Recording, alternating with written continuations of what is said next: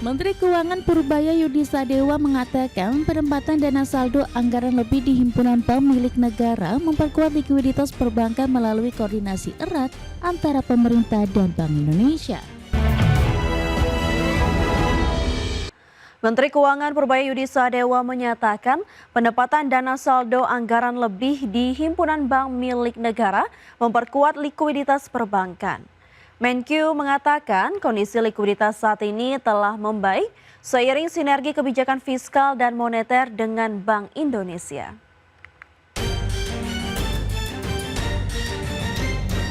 Menteri Keuangan Purbaya Yudi Sadewa mengatakan penempatan dana saldo anggaran lebih di himpunan bank milik negara memperkuat likuiditas perbankan melalui koordinasi erat antara pemerintah dan Bank Indonesia. Ia mengatakan kondisi likuiditas saat ini telah membaik seiring sinergi kebijakan fiskal dan moneter. Purbaya menjelaskan Kementerian Keuangan terus berkomunikasi dengan BI untuk memastikan kondisi likuiditas tetap terjaga. Menurutnya koordinasi kedua lembaga semakin kuat dengan keterlibatan Wakil Menteri Keuangan Juda Agung yang juga merupakan mantan Deputi Gubernur BI dalam setiap rapat Dewan Gubernur Bank Indonesia. Jadi kami dengan Bank Sentral berkoordinasi amat erat untuk masalah likuiditas.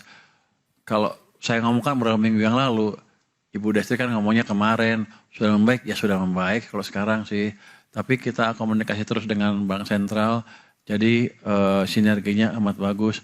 Bahkan saya impor tuh, Deputi Gubernur Bank Sentral jadi wamen saya nih. Saya ekspor wamen saya jadi Deputi Gubernur sana. Itu jadi untuk mengikatkan, mempererat koordinasi antara kami dengan Bank Sentral. Setiap RDG sekarang Pak Yuda berangkat ke sana. Jadi nggak ada miss yang terlalu besar. Menanggapi kekhawatiran bahwa dana SAL di Himbara lebih banyak disalurkan ke surat berharga negara atau SBN, Purbaya menilai BI telah menjalankan fungsi pengawasan dan pengelolaan likuiditas dengan baik. Ia mengatakan pertumbuhan kredit perbankan sebesar 11,5% menjadi indikator bahwa kebijakan likuiditas berjalan efektif dan tetap mendorong penyaluran pembiayaan ke sektor real. Dari Jakarta, Tim Liputan IDEX.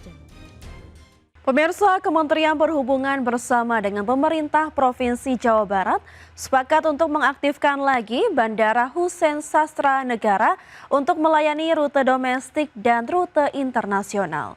Bandara ini ditargetkan akan dioperasikan kembali pada Agustus, lebih cepat dari rencana sebelumnya pada September tahun ini. Kementerian Perhubungan bersama dengan pemerintah Provinsi Jawa Barat sepakat untuk mengaktifkan lagi Bandara Husein Sastra Negara, Kota Bandung. Bandara ini ditargetkan akan dioperasikan kembali pada Agustus, lebih cepat dari rencana sebelumnya pada September tahun ini. Menurut Menteri Perhubungan Budi Purwagandi, keputusan strategis ini untuk merespon kebutuhan mobilitas publik serta konektivitas udara di Jawa Barat yang kian mendesak.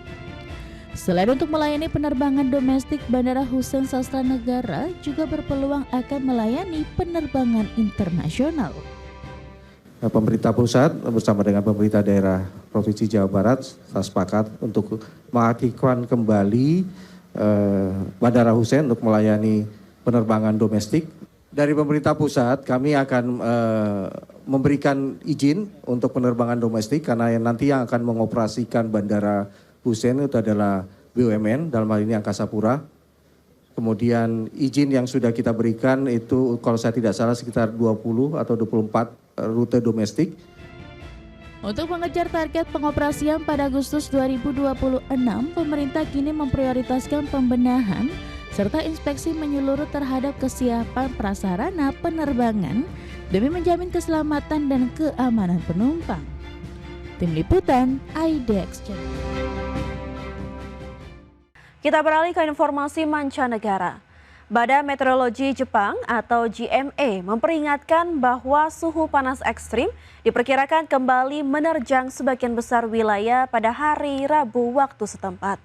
di mana peringatan sengatan panas atau heat stroke diterbitkan untuk 41 dari 47 prefektur membentang dari wilayah Tohoku hingga Okinawa. Dalam laporannya, JME memperkirakan suhu udara terus melonjak ke level berbahaya setelah sehari sebelumnya sempat menembus 40 derajat Celcius di prefektur Gifu dan Aichi, Jepang Tengah. Pada puncak siang hari, suhu maksimal diperkirakan mencapai 40 derajat Celcius di kota Kumagaya dan Nagoya. Sedangkan suhu di Kyoto, Takamatsu, Okayama, dan Hita diperkirakan berada di kisaran 38 derajat Celcius dengan adapun pusat kota Tokyo dan Osaka diprediksi mencapai 37 derajat Celcius. Adapun lonjakan suhu tersebut telah memicu krisis kesehatan masyarakat setelah Dinas Pemadam Kebakaran Tokyo melaporkan sebanyak 287 warga berusia 3 hingga 103 tahun harus dilarikan ke rumah sakit akibat dugaan heat stroke. Selain gelombang panas, JME juga memperingatkan adanya kondisi atmosfer yang tidak stabil di wilayah timur laut Jepang. Dengan udara lembab yang masuk ke dalam front cuaca berpotensi memicu hujan lebat disertai petir di wilayah Tohoku.